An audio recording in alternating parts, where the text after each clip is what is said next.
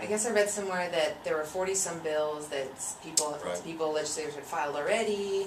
I feel like a lot of that's probably just, smoke and mirrors so they can put it out there in their, political literature and whatnot. Probably some of it's real.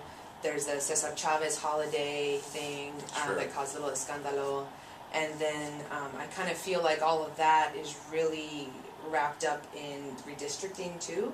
So I was wondering if you could tell me a little about immigration and then touch also on the redistricting, which I'm sure is going to be as big a headache as the budget this session. So there are a lot of big issues that are also going to be what I think are distractions to the main issue, which is figuring out the budget. And one of those big distractions will be all of these symbolic bills that have been filed on immigration policy.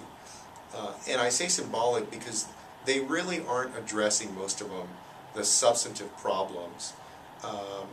And some of these draconian measures that folks are proposing really are just outright unconstitutional.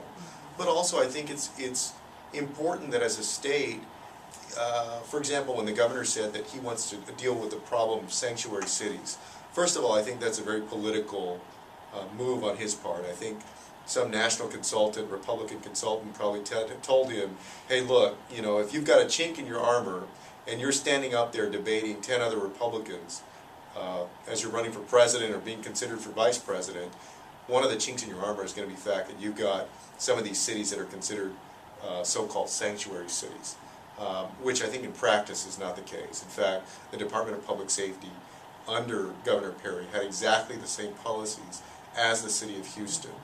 I think, and I don't know, I can't understand why he would make that issue an emergency item and not make the budget an emergency item. And so a lot of it is symbolism, and unfortunately a lot of it is distracting to the main problems that we face in our state. And specifically, in the day-to-day operations of what you do as a legislator. Well, the first thing is they clog up the legislative process. Because these are, they're going into the legislative process, they're being filed, so the legislature's got to address them.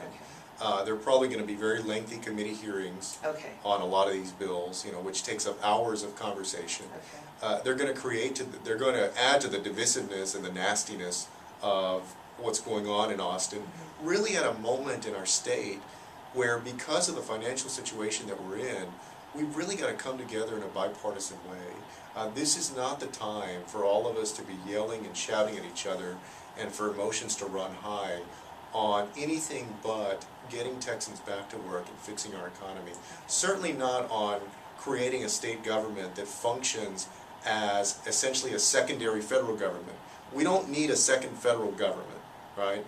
And I think that's what Governor Perry and some of these right-wing Republicans are trying to do, is create a second federal government for us here in Texas. We don't need a second federal government coming out of Austin.